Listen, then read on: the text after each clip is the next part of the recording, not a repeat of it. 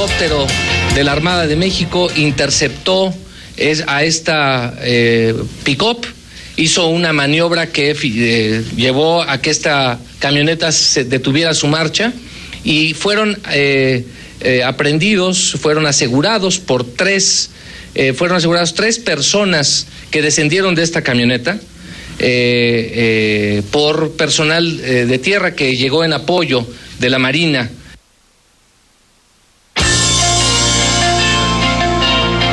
No se llevó a cabo ni un solo disparo. A estas personas se les aseguraron $2 millones que traían consigo en esta camioneta, así como 8 armas largas y alrededor de 500 cartuchos útiles de diversos calibres. Junto con este individuo también se detuvo a otras 2 personas. Uno de ellos responde al nombre de Abdón Federico Rodríguez García, de 29 años de edad, y el otro es Ernesto Reyes García, de 38 años de edad. Bueno, esto es parte de lo que el gobierno mexicano ha informado sobre la captura del llamado Z-40. Gracias por estar aquí esta noche para conversar del tema. Bueno, pues desde luego estamos siguiendo de cerca las informaciones que se han dado en las últimas horas de cómo fue detenido en la madrugada de este lunes 15 de julio a las 3:45 a.m. este personaje conocido como Miguel Ángel Treviño, alias el Z-40, a quien se identifica como el líder de esta organización criminal de origen mexicano. Gracias esta noche al doctor Edgardo Buscaglia, que se encuentra en este estudio para conversar el tema. Doctor, ¿cómo estás? Bienvenido. Un placer, Carmen. Como siempre, gracias por estar aquí. Él es el presidente del Instituto de Acción Ciudadana, investigador de la Universidad de Columbia y, bueno, pues un conocedor del tema muy reconocido en México y a nivel internacional. Ricardo Ravelo, bienvenido.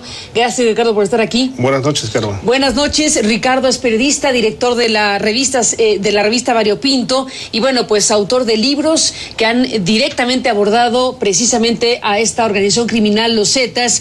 Y bueno, pues estamos frente a esto, Ricardo, Edgardo, frente a la detención de un personaje que se ha pintado como un personaje sanguinario, un personaje que encabeza una de las organizaciones depredadoras más terribles de la historia criminal de nuestro país. Ni más ni menos así está identificado el grupo de los Zetas y ni más ni menos que así está identificado este personaje. ¿Quién es? Sí, bueno, Miguel Ángel Treviño es un personaje ampliamente conocido en Estados Unidos porque inició su carrera delictiva en Dallas. Después se incorporó a los Zetas cuando estos formaban parte del Cártel del Golfo. Y siempre se consideró el segundo de a bordo de Heriberto Lascano. Sanguinario, traidor, un hombre que puede ser capaz de desplegar la hazaña más brutal, como lo dio muestras de ello a lo largo de su carrera delictiva. Se le atribuyen hechos atroces como decapitaciones, desmembramiento de personas, incluso la matanza de San Fernando con aquellos migrantes que fueron asesinados. Un personaje de muy alta peligrosidad que pues se quedó con el control absoluto de los Zetas en octubre del año pasado, tras la muerte oficial de Heriberto Lascano, y obviamente, bueno, a partir de allí él encabezó a la segunda organización más poderosa de América Latina, que son los Zetas, después de Sinaloa. Entonces, estamos hablando de un personaje que no solamente se ha posicionado o posicionó a los Zetas en una veintena de entidades federativas, sino que logró afincar a los Zetas en buena parte de Centro, Sudamérica, Europa e Italia particularmente. Pero no solo eso, Carmen, sino que se le atribuyen incluso un gran poder corruptor a nivel de las policías, a nivel de autoridades municipales, porque los Zetas no solamente están controlando territorios para traficar drogas, dominan 24 tipologías delictivas, pero además tienen una estructura política bastante importante que nace en Tamaulipas desde la época de Tomás Yarrington, Eugenio Hernández, y que han desplegado mucho poder en todo el Golfo de México y más allá de esta zona, financiando campañas de alcaldes, imponiendo autoridades policíacas y vinculándose hasta con autoridades gubernamentales de muy alto nivel. Entonces, el poder de los Zetas no se circunscribe solo a controles territoriales, sino ya podemos hablar de una organización que está en una abierta convivencia con el poder político en México.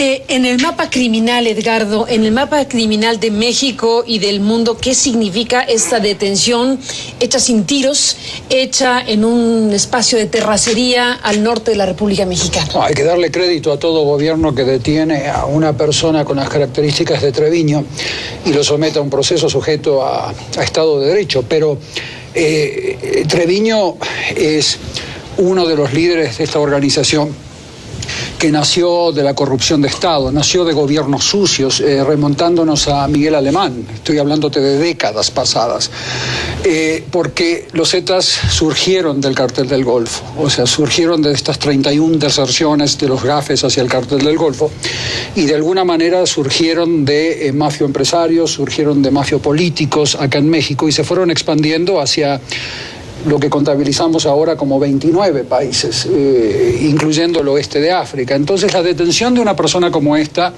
si no abre líneas de investigación patrimonial a partir de la detención para comenzar a colaborar con decenas de países y desmantelar la estructura productiva que los Zetas poseen en Argentina, galpones de almacenamiento de donde están sacando mujeres y menores de edad y las están trayendo a México, en donde el gobierno argentino no está cooperando adecuadamente y quizás el catalizador de una cooperación internacional donde se identifiquen a estas empresas legales, empresas constituidas, personas morales que están ubicadas en estos 29 países, a partir de esta detención.